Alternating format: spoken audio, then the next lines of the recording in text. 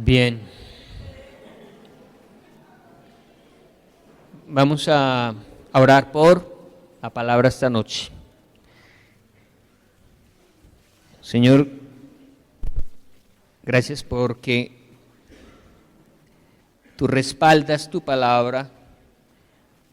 Gracias porque tenemos la confianza de saber que es tu palabra la que nos va a hablar esta noche. Es tu voz, es tu consejo. Yo te pido, Espíritu Santo, que actives esta palabra en el corazón de la iglesia. Yo te pido que me ayudes a hablarla con verdad y, Señor, que penetre hasta lo profundo del corazón de tu iglesia. Desarraiga, Señor, lo que contamina a tu pueblo y siembra la verdad de tu palabra. Que cada día que nos podamos reunir y ser confrontados con la palabra, eso traiga, Señor, transformación a nuestra vida, para que no seamos religiosos, sino que realmente podamos ver que estás haciendo una obra poderosa en nuestros corazones. Te pedimos, Espíritu de Dios, háblanos en el nombre de Jesús. Amén. Vamos a hablar acerca del perdón de pecados.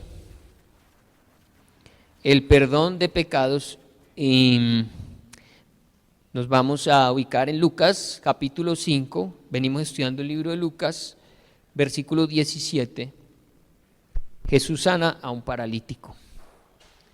Para este momento hemos visto varios milagros que el Señor Jesús ha hecho en el libro de Lucas. Rápidamente recordamos que liberó a un hombre con un espíritu inmundo, sanó a la suegra de Pedro, sanó a otros muchos. La gente lo rodeaba, la gran multitud estaba siempre rodeándolo, le tocaba irse a orar a escondidas porque no lo dejaban. También multiplicó los peces, ¿cierto? Una pesca milagrosa donde no habían podido pescar toda la noche, y el Señor le dijo a Pedro que volviera a pescar y tuviera una pesca poderosa. También vimos que sanó a un leproso, una enfermedad muy dura, muy cruel para las personas que la tenían en este tiempo.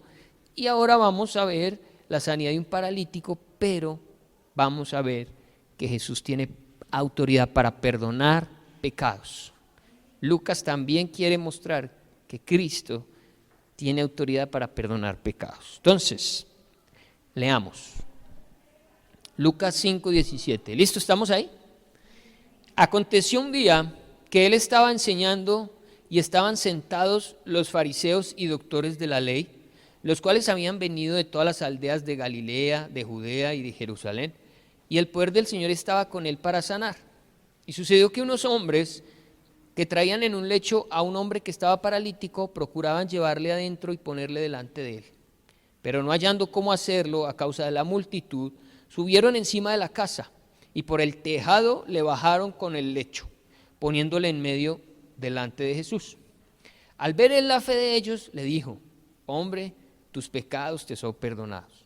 Entonces los escribas y los fariseos comenzaron a cavilar diciendo: ¿quién es este que habla blasfemias?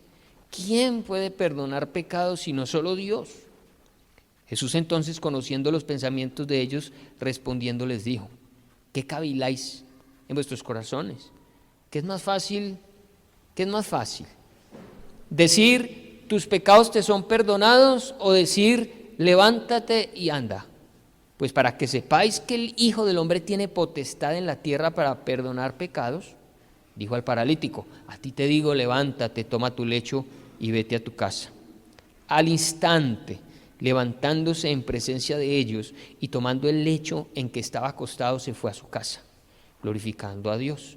Y todos, sobrecogidos de asombro, glorificaban a Dios, y llenos de temor decían: hoy hemos visto maravillas. Bien, el Señor Jesús predicaba en las calles, en las sinagogas, pero también en las casas. Las casas eran usadas para el evangelio, para enseñar la palabra de Dios. Y en esta ocasión, esta casa se llenó de unos personajes muy especiales: los fariseos, los saduceos, los escribas, que eran doctores de la ley, gente conocedora de la ley de Moisés, Y estos hombres se habían venido, dice aquí, desde muy lejos. Él está en la región de Galilea, pero estos hombres eran de la región de Galilea, de Judea y de Jerusalén. Es decir, se pegaron un viaje largo para ir a escuchar a Jesús porque habían oído su fama y estaban preocupados por lo que este hombre podía enseñar, porque todo lo que él enseñaba era con autoridad, una autoridad que no se les veía a estos fariseos, a estos doctores, a estos sacerdotes. Y entonces ellos tenían la intención de ir a escuchar y mirar cómo podían encontrar una razón para desacreditar a Jesús, para quitárselo de encima. Entonces están allí con esa idea. Entonces ven ustedes que unos hombres teniendo fe para la sanidad de su amigo paralítico, no pudiendo entrar a la casa porque estaba tan repleta la puerta, había gente en todas partes y con una camilla como podían entrar, pero ellos no se frenaron, no dijeron no, otro día será, no se pudo, nada. Ellos dijeron, como sea, vamos a llevarles a nuestro amigo a Jesús para que lo sane. Entonces abrieron el techo, imagínense, empezó a caer cosas en los ojos, la gente mirando para arriba y les empezó a caer mugre en los ojos. Uy, ¿qué estará pasando? Cayendo pedazos de techo cuando ven bajar a este señor en una camilla. Y Jesús se sorprende de la fe de ellos. Es decir, aquí opera no solo la fe del que está enfermo, sino la fe de los que estaban llevando a Jesús. La fe de otros. La fe tuya es usada por Dios para ayudar a otro. Tu fe, lo que tú esperas para otro, lo que tú oras para que le venga a otro. Cuando tú eres intercesor de tu casa, tú dices, ¿y este cuándo se va a convertir si no tiene fe? Bueno, él no, pero tú sí.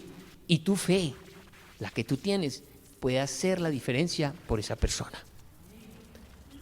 Este hombre, por más que quisiera, no podía llegar a los pies de Cristo. Lo trajeron sus amigos. Tú también puedes llevar a muchas personas a los pies de Cristo por la fe que tengas tú. Jesús vio la fe de ellos, pues dice allí en el versículo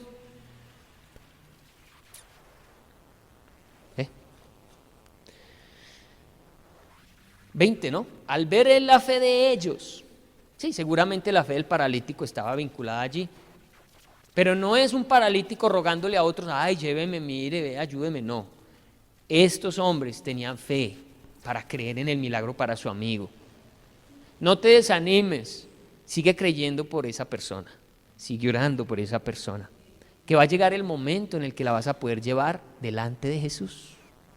Quizás ahora ves una multitud que no te deja pasar, quizás ahora ves muchos tropiezos para que esa persona llegue a Jesús. Pero no te desanimes, sigue orando, sigue creyendo, porque llega el momento en el que esa persona va a estar delante de Cristo. Entonces, la cosa se puso bien compleja cuando Jesús, al verlo, ¿qué es lo más lógico? ¿Qué debía haberle dicho Jesús cuando lo ve allí? Pienso que lo más lógico es, hombre, levántate y anda. Yo creo que el paralítico estaba esperando eso, ¿no? Sin embargo, Jesús no es lo primero que él hace. Jesús lo primero que hace es esto, dice, al ver la fe de ellos le dijo, hombre, tus pecados te son perdonados.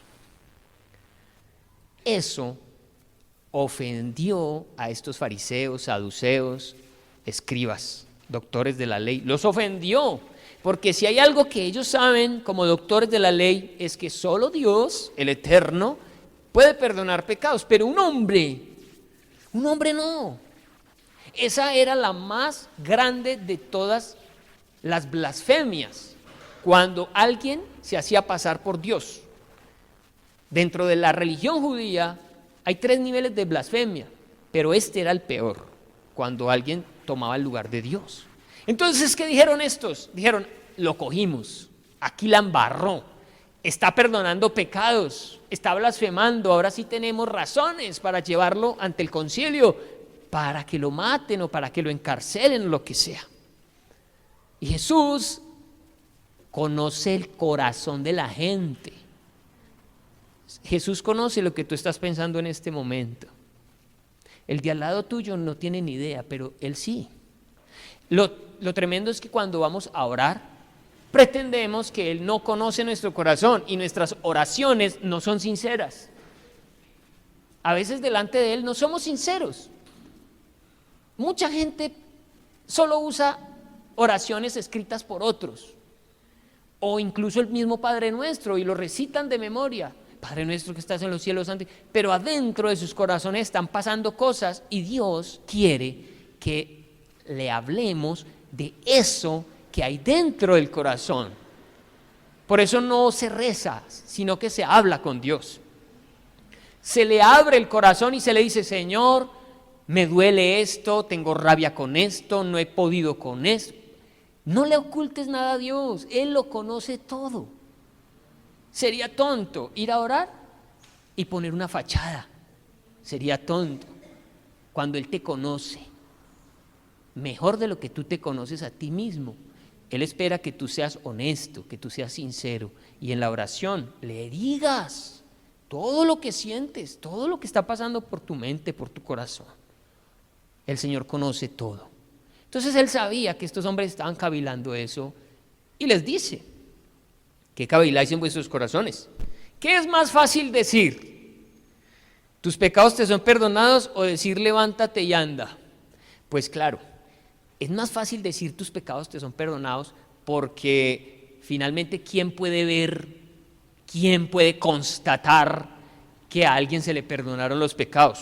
No hay forma. Físicamente, ¿cómo hago yo para saberlo? No se puede. Yo puedo cañar, digámoslo así. Jesús podía cañar diciendo: tus pecados te son perdonados. Pero cañar diciendo: levántate y anda. Había ya una evidencia física de que Él tenía poder, no solo para sanar, sino que entonces también para perdonar pecados. Y todo esto lo hace Jesús para darle un escarmiento a estos hombres que no están creyendo que Él es el Hijo de Dios. Y los reta: muchachos, entonces, ¿qué es mejor? ¿Qué es más fácil? Ellos no respondieron, pero entonces Jesús dijo: listo, para que se den cuenta entonces que el Hijo de Dios tiene potestad para perdonar pecados. Muchacho, levántate, toma tu camilla y anda. Y al instante, versículo 25, al instante. Ya hemos visto que las sanidades que Cristo opera en las personas son instantáneas, pero también cuando Él perdona tus pecados, lo hace instantáneamente. Si tú te has arrepentido, tú debes tener la seguridad de que Él ya te perdonó. Él no perdona a plazos, a cómodas cuotas mensuales. No. Cuando tú no te sientes perdonado, vas a sufrir de culpa y vas a querer pagarle a Dios tu perdón. Como el borrachito, hemos hablado del borrachito que llega a la casa con el pollo asado porque sabe que la embarró y de alguna manera tiene que pagar su error. A veces nosotros nos comportamos así con el Señor y le queremos comprar un perdón. Entonces hacemos obras de caridad, entonces nos comprometemos a cosas con Él. No, así no funciona con Él. Cuando tú vienes y le dices: Señor, perdóname, tú, así no lo sientas, solo por el hecho de saber que está escrito, debes tener la fe para saber que Él te perdonó. Solamente si lo hiciste con sinceridad de corazón, Él te perdonó. Mire lo que dice en torno a la obra perdonadora de nuestro Dios, Miqueas 7:18. Miqueas 7:18 dice: que Dios como tú, que perdona la maldad y olvida el pecado del remanente de su heredad. ¿Qué hace el Señor con tu pecado? Lo olvida. Dios, que todo lo puede, también olvida. Dios, que podía tener la memoria más extraordinaria, que de hecho la tiene, decide olvidarse de algo muy especial, y es de tus pecados. Él los ha olvidado. Olvida. No retuvo para siempre su enojo, porque se deleita en misericordia. Él volverá a tener misericordia de nosotros, sepultará nuestras iniquidades y echará en lo profundo del mar todos nuestros pecados. Y ustedes saben que hasta ahora el hombre no ha podido explorar el fondo del mar, solo ha llegado hasta cierta parte, pero no existe tecnología suficiente para descender hasta lo más profundo del mar. Y allá, dice el Señor, escondió, metió, enterró nuestros pecados. No hay forma de ir por ellos. Si tú te has arrepentido legítimamente, esos pecados están allá. Tú tienes que creerlo, porque si no, Satanás te los va a venir a recordar, porque él sí los recuerda, él sí. Y seguramente tú también, porque no has tenido la fe para creer que si te has arrepentido, el Señor te ha perdonado. Ya. Eso está olvidado. Así que nuestro perdón es instantáneo.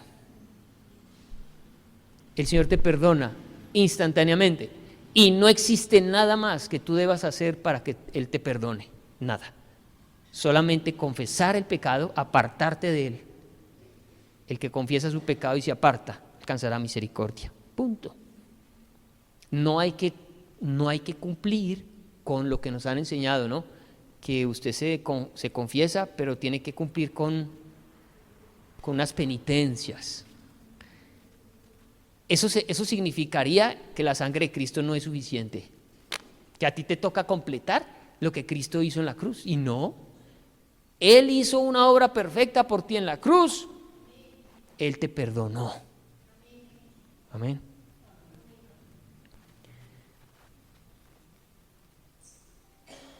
Pero hoy, más que hablarles de la dicha, el gozo, la alegría del perdón, es necesario que hablemos del arrepentimiento una vez más.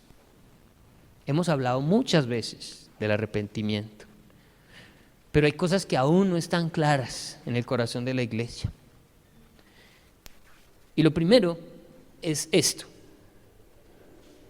el perdón de pecados no lo es todo. Dicho de otra manera, el arrepentimiento es más que el pedir perdón. Pareciera que fuera lo mismo, que arrepentirse es pedir perdón. Sí, hace parte, pero arrepentimiento es algo más, y es lo que hoy quiero hablarles. ¿De qué es el verdadero arrepentimiento? Porque parece ser que la iglesia tiene ya por ejercicio una frase muy común: el que peca y reza, empata. Por eso, obtener perdón, más bien arrepentimiento, es más que pedir perdón. El arrepentimiento incluye el perdón de pecados, pero es más que eso. ¿Qué es entonces el arrepentimiento? Pues debemos mirar los términos en hebreo y en griego, porque si esto nos queda claro, nuestra lucha contra el pecado va a ser diferente de lo que hasta el día de hoy ha sido. La palabra en el hebreo es chup, S-H-U-B pequeña, chuf. Significa darse la media vuelta, literalmente significa darse la media vuelta, volverse, convertirse. Eso significa chup. Darse la media vuelta, volverse, convertirse. En el griego, es en el que está escrito el Nuevo Testamento. El Antiguo Testamento está escrito en hebreo y el Nuevo está escrito en griego. Y la palabra en griego es metanoia. Meta, como suena, meta, no y a. Metanoia. Significa cambiar la manera de pensar. Cambiar la manera de pensar. Ese es el verdadero arrepentimiento. Lo voy a explicar. Puede existir el caso que un hijo le diga a una madre: usted sí es una vieja mamona, pongámosle, para no decir algo, vieja mamona. Usted es una vieja mamona, me la aguanto más, ¿sí o no? Resulta que el muchacho o la muchacha fueron a pedir perdón. Sí, pasó el momento, le pasó la rabia. Mamá, perdóneme por lo que le dije ahora, que usted era una vieja mamona. Hasta ahí bien. Pero como arrepentimiento significa cambiar el pensamiento, ¿estará ese joven, esa jovencita realmente arrepentido de lo que le dijo a su mamá, cuando en realidad él sigue pensando o ella sigue pensando que su mamá es una vieja mamona? Porque en el fondo él sigue pensando que es una vieja mamona. Se arrepiente cuando se lo dice, pero su mente aún considera que es una vieja mamona. Hasta ahí podemos decir entonces que no se ha arrepentido. Pidió perdón, pero no se ha arrepentido. Y es la historia de los creyentes, que aprendimos a pedir perdón, pero no hemos cambiado nuestra forma de pensar. Y tiene que ver con el conocimiento que tengo de Cristo. Si yo considero que Cristo es digno de mi santidad, me arrepentí verdaderamente.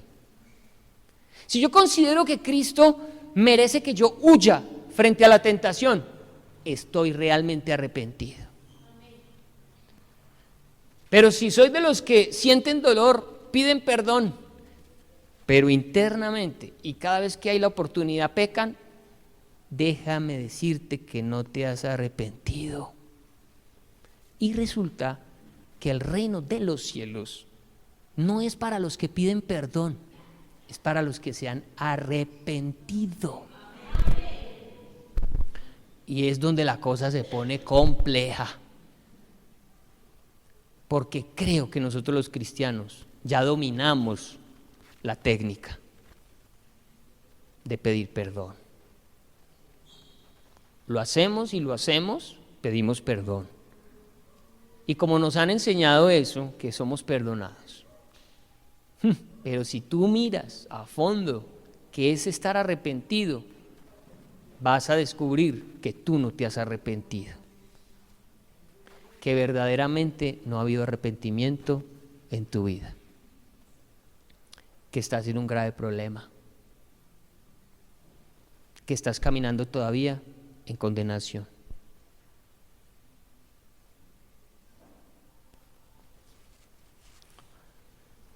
Sigámoslo mirando a la luz de la palabra. ¿Cómo lo dice Romanos, capítulo 12, versículo del 1 al 2? ¿Qué es estar verdaderamente arrepentido? ¿Qué es haber cambiado la manera de pensar? Así que, hermanos, os ruego por las misericordias de Dios, es un clamor, es un pedido del apóstol Pablo para el arrepentimiento, que presentéis vuestros cuerpos en sacrificio vivo. El verdadero arrepentimiento genera que el cristiano presente su cuerpo todo su cuerpo, en sacrificio vivo, en holocausto. La palabra holocausto significa del todo quemado, del todo, sin reservarse nada. Los sacrificios en este tiempo consistían en presentar un animal a la muerte y quemarlo, que no quede nada. Sacrificios real, verdadero. Nadie puede decir que se ha arrepentido si no presenta su cuerpo como sacrificio vivo, santo, agradable a Dios, que es vuestro culto racional, porque esto incluye lo que yo sé de Cristo, lo que hay en mi mente, lo que yo entiendo de esa cruz, el conocimiento de la dignidad de Cristo.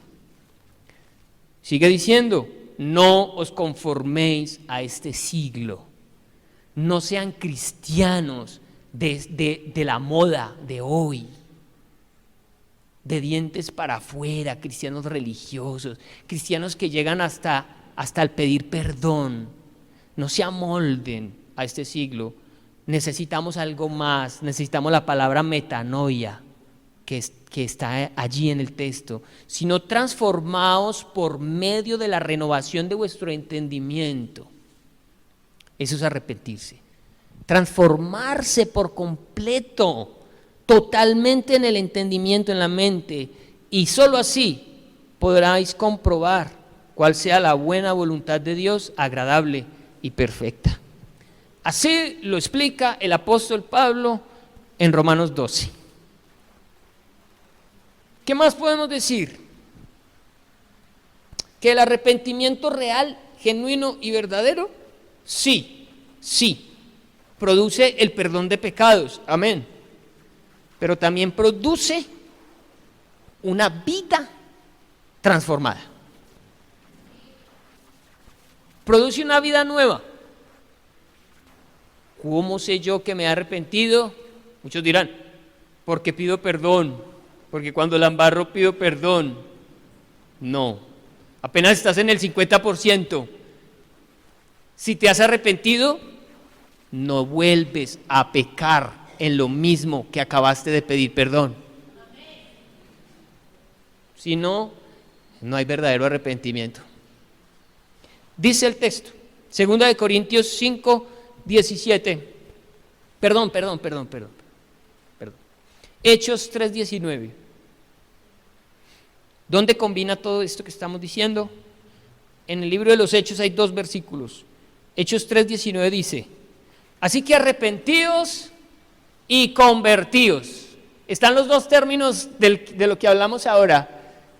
Arrepentirse es cambiar la forma de pensar, convertirse es girar, es darle la espalda al pecado, es volverle el rostro a Dios y darle la espalda al pecado.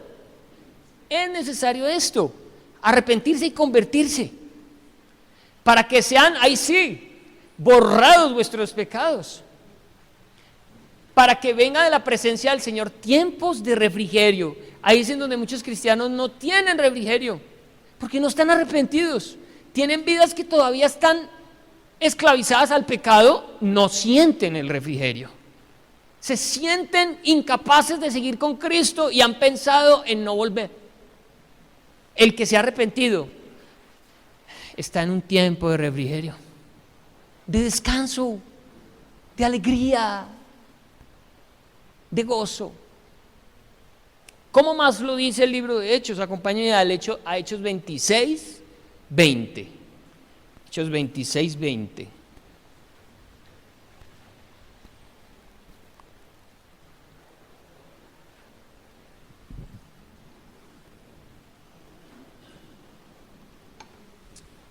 Dice el apóstol Pablo, sino que anuncié primeramente a los que están en Damasco y Jerusalén, y por toda la tierra de Judea, y a los gentiles, que se arrepintiesen y se convirtiesen a Dios. Ojo, haciendo obras dignas de arrepentimiento, teniendo una vida que respaldaba que se habían arrepentido. No solo que pedían perdón, sino que tenían unas vidas que demostraban un verdadero arrepentimiento. Cuando Juan el Bautista estaba bautizando en el Jordán, vinieron multitudes a hacerse bautizar por él, arrepentidos. Pero en ese tipo de arrepentimiento fariseico. Porque él los ve y les tiene que decir, sí, ustedes han venido a hacerse bautizar, pero arrepiéntanse de tal manera que demuestren frutos dignos de arrepentimiento. También el apóstol había notado en ellos esa medida media. A ellos les estaba haciendo falta demostrar con su vida que realmente estaban arrepentidos. Hagan frutos dignos de arrepentimiento, que sus vidas se aparten del pecado. El cristiano no peca. Tremendo, el cristiano no peca. Lo vamos a ver ahora. El que se ha arrepentido verdaderamente no peca. Sigamos mirando.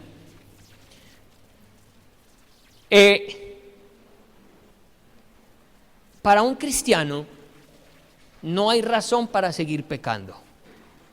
Un cristiano no tiene razón bíblicamente para seguir pecando. Quien se ha arrepentido no peca. Segunda de Corintios 5:17, un texto muy conocido por todos, nos encanta recitarlo, pero creo que no lo vivimos. De modo que si alguno está en Cristo, nueva criatura es nueva. ¿Qué pasa con las cosas viejas? Pasaron. Cada rato vuelven y vuelven y vuelven. No, pasaron, no vuelven. Hay una nueva creación. Quien se arrepintió transformó su forma de pensar al punto que es otra persona. Lo dice la palabra. Las cosas viejas pasaron, se quedaron atrás, no tienen que estar en tu vida.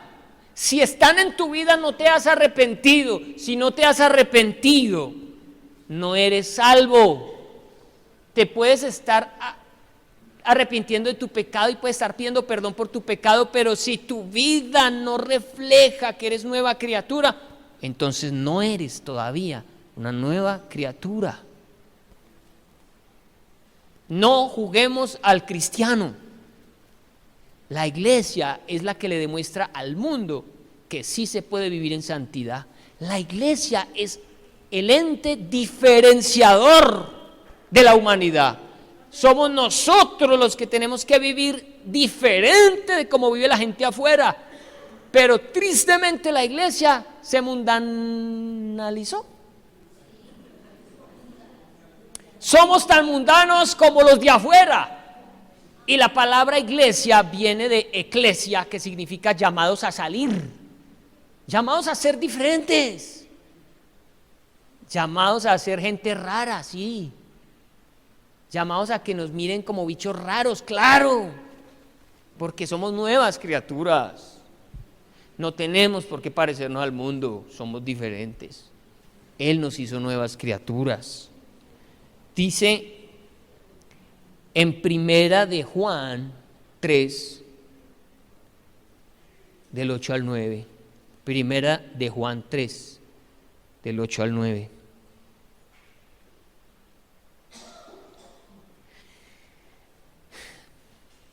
El que practica el pecado es del diablo.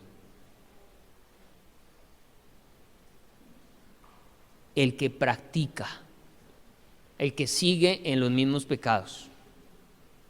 Iglesia, esto es duro, pero es la verdad. El que practica el pecado es del diablo. ¿Estás volviendo a caer en lo de siempre? Entonces, ¿en dónde está tu condición de nueva criatura? Y sigue diciendo, el que practica el pecado es del diablo, porque el diablo peca desde el principio. Para esto apareció el Hijo de Dios, para deshacer las obras del diablo. ¿Cuántos dicen amén? Amén. Pero aquí viene lo duro. Todo aquel que es nacido de Dios, ¿qué pasa?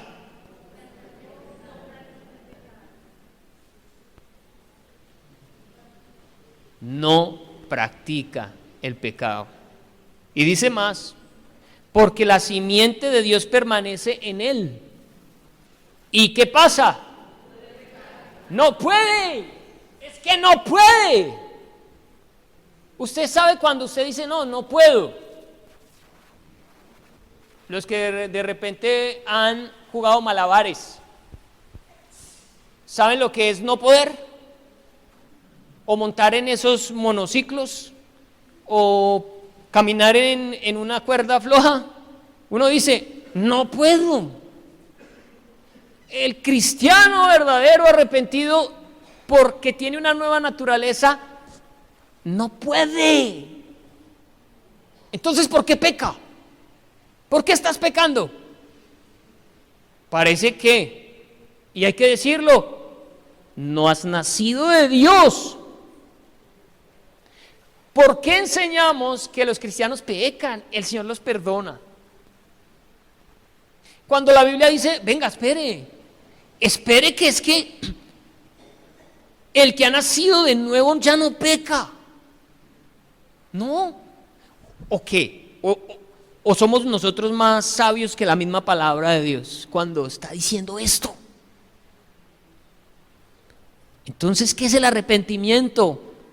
Es la capacidad que nos da Dios para dejar de pecar sobrenaturalmente. Él lo está diciendo, Él vino para deshacer las obras del diablo, es Él en nosotros.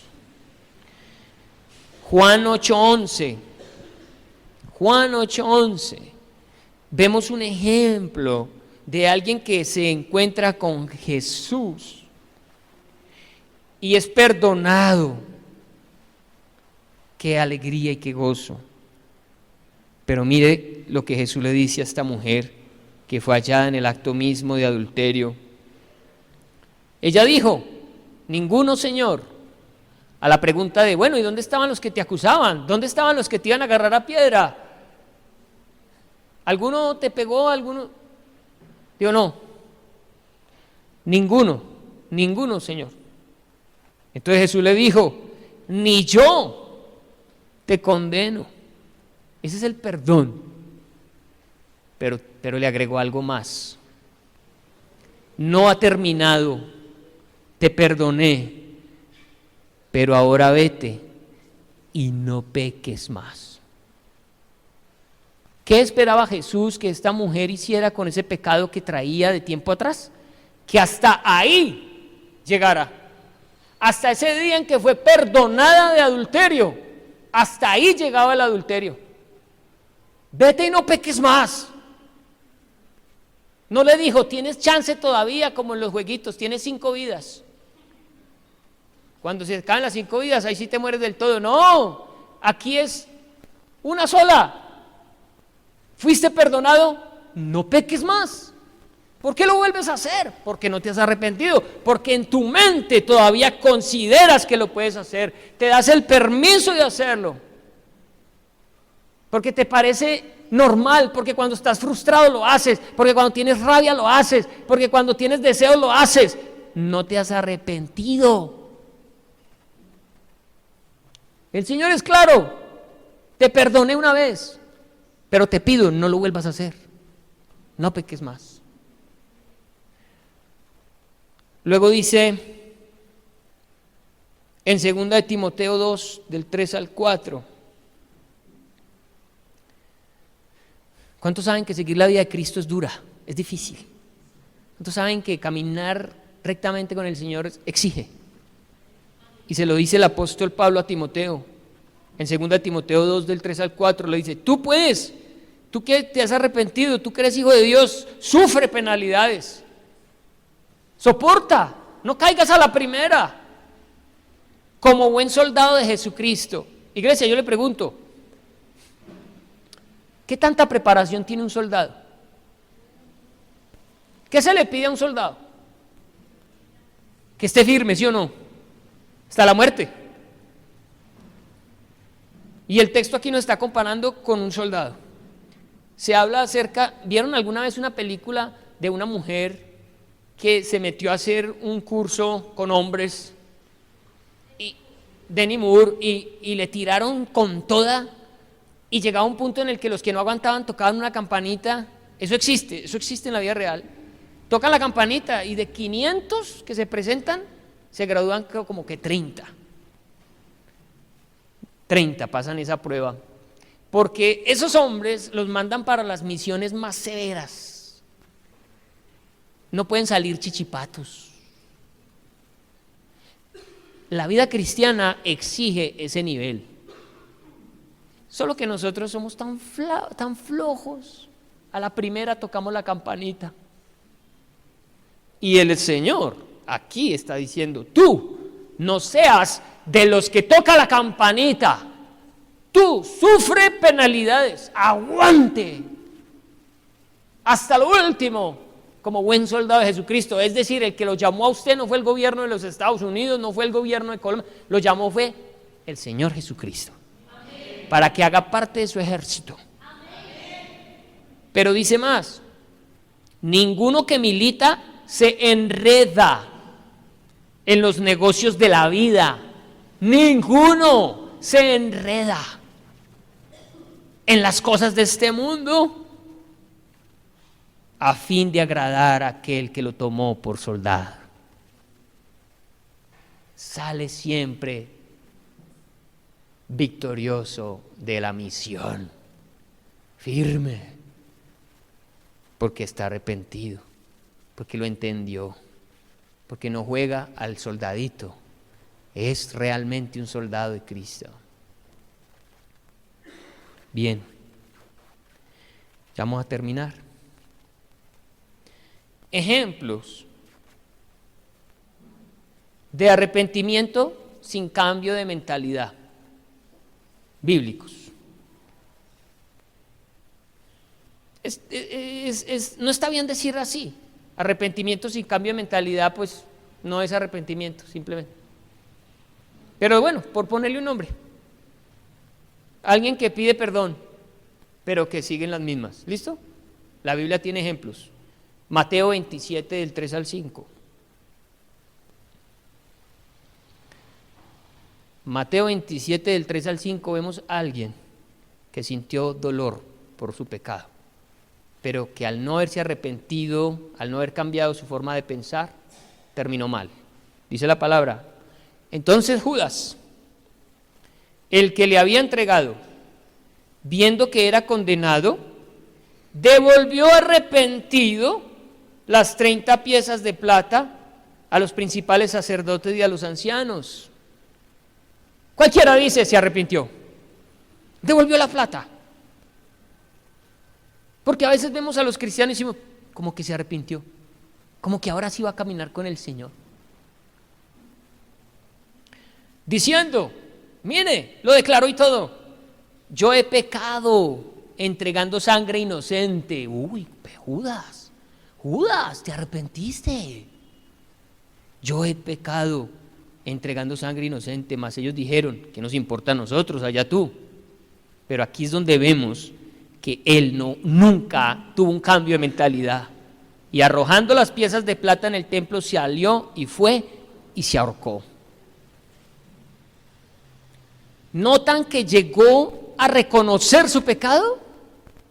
¿Notan que incluso dijo, ayúdenme, ¿yo qué hago? Pero no fue suficiente, porque él nunca se arrepintió. Nunca cambió su forma de pensar acerca de Cristo, pues fue capaz de venderlo.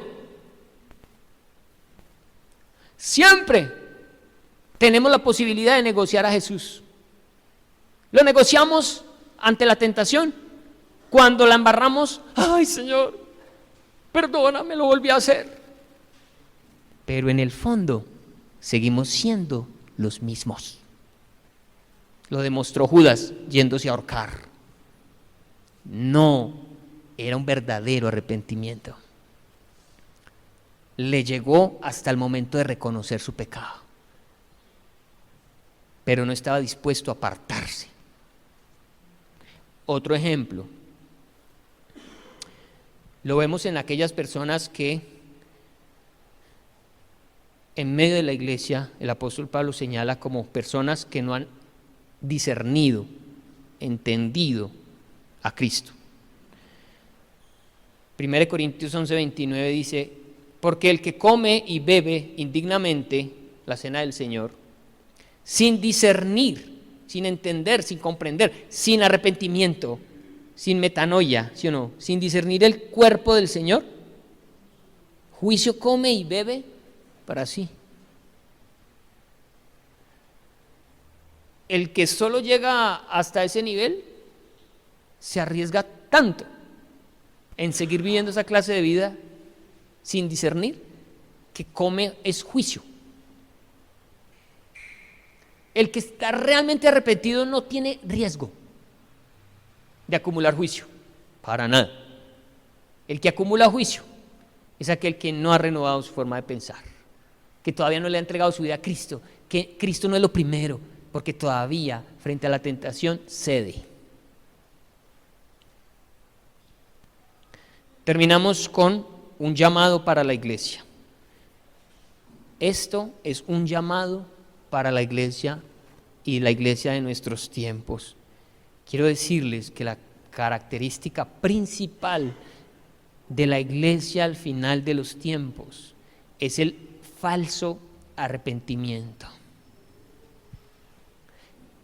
Las iglesias están llenas y llenas de personas que no se han arrepentido verdaderamente. Y es por esa razón que el Señor Jesucristo no ha venido aún por su iglesia. Miremoslo. Segunda de Pedro 3:9.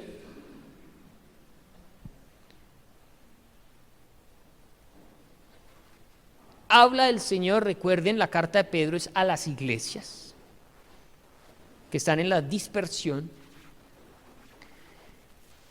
No es un mensaje para la gente sin Cristo, es un mensaje para la iglesia. Y él dice: el Señor no retarda su promesa, hablando de la segunda venida de Cristo. El Señor no retarda su promesa, según algunos la tienen por tardanza, sino que es paciente para con. ¿Quién es nosotros? No queriendo que ninguno ¿qué? Sino que todos procedan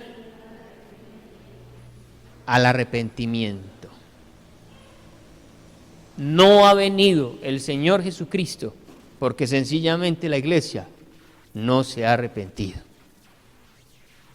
Y Él dice: voy a esperar otro poquito, voy a darles tiempo para que se arrepientan de verdad, para que dejen de pecar, para que dejen de creer que pueden estar en la iglesia y seguir viviendo vidas mundanas, para que dejen de creer que el que peca y reza empata, para que dejen de creer que un cristiano tiene licencia para pecar porque la gracia lo cubre, para que se santifiquen y para que no pequen más.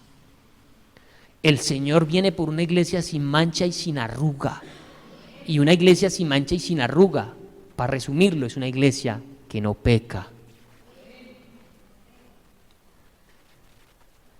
Si el Señor viniera en este momento, ¿estarías arrepentido?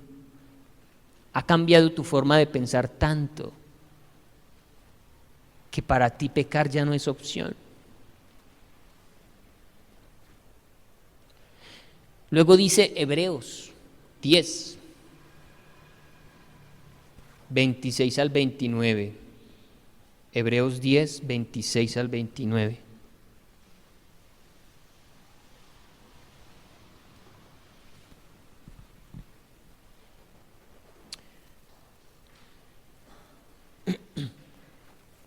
Porque si pecaremos voluntariamente, como que el Señor sabe, ¿no? Que el cristiano peca voluntariamente.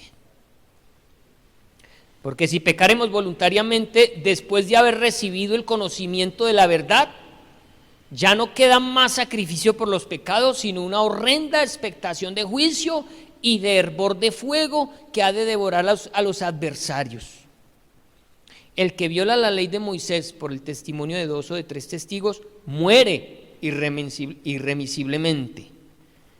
¿Cuánto mayor castigo pensáis que merecerá el que pisoteare al Hijo de Dios y tuviere por inmunda la sangre del pacto en la cual fue santificado e hiciere afrenta al Espíritu de gracia?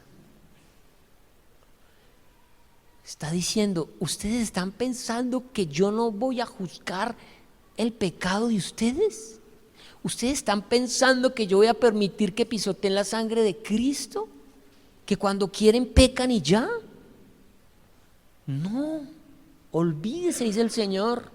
Yo no me aguanto una iglesia que peca de esa manera, que peca voluntariamente, que no se le da nada. Y habla de castigo para todos aquellos que no valoran la sangre de Cristo, porque eso es arrepentirse, porque eso es discernir el cuerpo de Cristo. Y termino con Apocalipsis, capítulo 2 y capítulo 3. Habla de 7 iglesias. Fue lo último, las últimas palabras de Jesús en el Nuevo Testamento son estas. Y las últimas palabras de Jesús en el Nuevo Testamento fueron las mismas de las primeras. Arrepiéntanse. Él a las 7 iglesias, a 5 de ellas les declaró: si no se arrepienten, si no se arrepienten, si no se arrepienten. ¿Qué característica tienen las iglesias? Que no se arrepienten, que hay falta de arrepentimiento.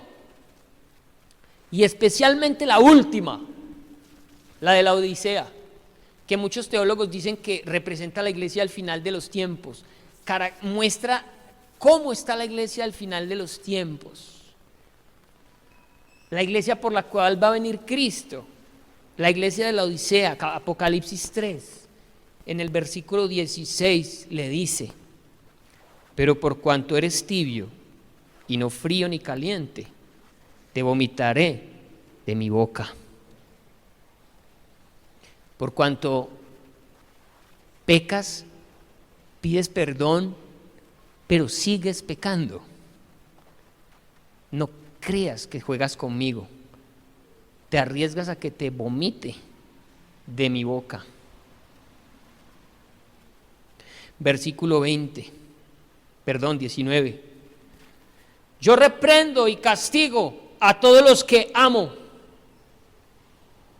Sé pues celoso y arrepiéntete, porque Él es amplio en perdonar, porque Él toma nuestros pecados y los lleva al fondo del mar y no se acuerda más de ellos.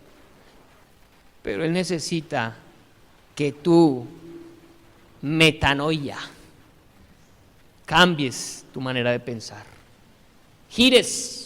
Des un giro de 180 grados, le des la espalda al pecado. Y terminamos diciendo en el versículo 20: he aquí, yo estoy a la puerta y llamo. Yo lo entiendo con una voz de urgencia, porque también estar a la puerta, para mí, significa que ya llegó. ¿Usted no ha escuchado esa frase que dice: estamos a puertas? Estamos a puertas de que pase tal cosa, ¿sí o no? Él está diciendo: yo ya estoy en la puerta. Iglesia, yo ya estoy en la puerta. Lo que fue. Iglesia, yo estoy a la puerta y llamo. Si alguno oye mi voz, que abra la puerta, porque yo tengo un plan: cenar por la eternidad con ustedes. Yo tengo una cena preparada en los cielos. Yo tengo una boda que celebrar con ustedes y estoy a la puerta y los estoy llamando para que se preparen porque el tiempo se cumplió y no se han arrepentido. Iglesia, no juguemos más al cristiano. O somos o nos quedamos. El Señor no juega a ser Dios. Él es Dios. Y Él espera que tú y yo no juguemos a ser cristianos. Deja de pecar. Deja de pecar. Es el mensaje que se escucha en las puertas de los últimos tiempos.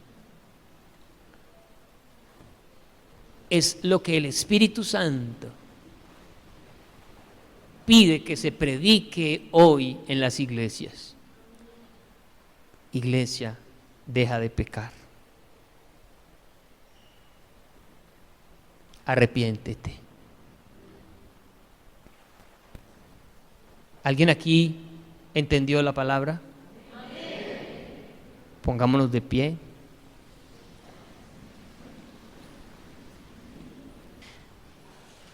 Renovaos, dice el Señor. Transformaos por medio de la renovación de vuestro entendimiento. ¿Saben? Solo Dios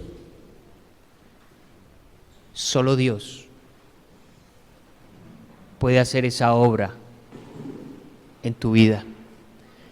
Pero si tú no le clamas, si tú no le pides, si tú no te humillas, si tú no decides, no va a pasar nada.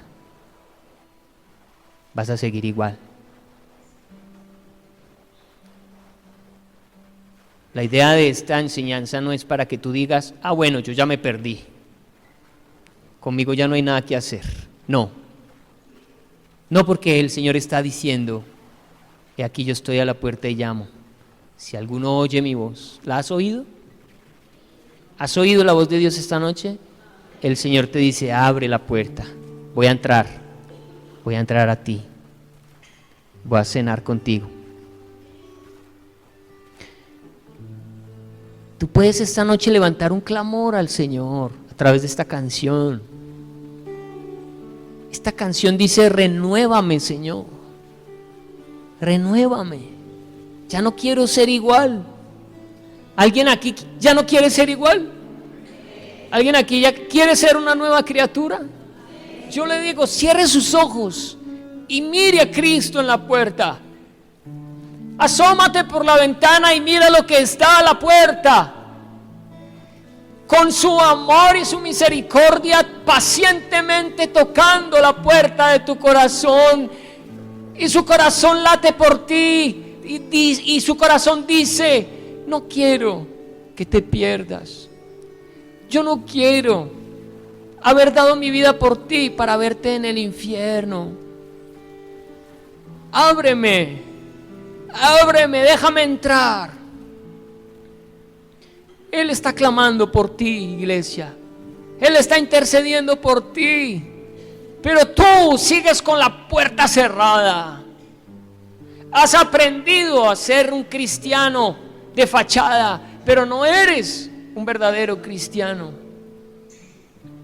Si hoy el Espíritu Santo ha inquietado tu corazón, si hoy sientes que necesitas que el Señor te toque, si hoy sientes la necesidad de un verdadero arrepentimiento, si hoy el Señor te dice vete y no peques más, y tú quieres ir y no pecar más, clámale esta noche. Dile, Señor, renuévame. Señor, hoy te abro mi corazón. Señor, haz la obra en mí. Yo no me quiero perder. Yo ya no quiero jugar al cristiano. Yo quiero ser un verdadero cristiano. Vamos a cantarle esto al Señor con el corazón, con el espíritu, con el entendimiento. Y vamos a dejar que el Espíritu Santo haga la obra que tiene que hacer en los corazones, en las vidas de cada uno de nosotros. Por favor, Padre, obra, Señor, en el corazón de tu iglesia. No queremos más, Señor, una iglesia que coquetea con el pecado. El pecado nos frena, el pecado nos aparta del camino, el pecado afecta a toda la iglesia.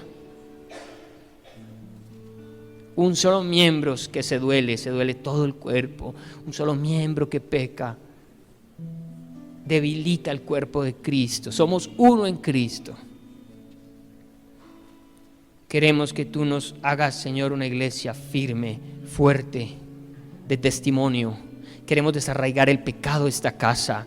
Queremos que nos des, Señor, ese lugar de autoridad, ese brillo, ese vestido blanco. Queremos ser tu novia, Señor, tu iglesia preciosa, tu amada, que te sientas arrobado de amor por nosotros, que te encante estar en medio de nosotros, visitarnos en la alabanza, visitarnos en la adoración, visitarnos en nuestras casas, en el secreto de nuestra habitación, visitarnos en el trabajo, visitarnos en el estudio. Queremos ser agradables delante de tus ojos, Señor, y que tú puedas complacerte de la santidad de tu pueblo. Un pueblo que realmente quiere vivir para ti, Señor. Te lo pedimos, te lo rogamos, te lo imploramos esta noche. Limpia tu iglesia en el nombre de Jesús. Lava el vestido de tu novia. Blanquea, Señor, este vestido que nos has dado, con el cual nos quieres ver hermosos para tu regreso. Santifica tu pueblo, limpia tu pueblo en el nombre de Jesús. Gracias te damos, Señor.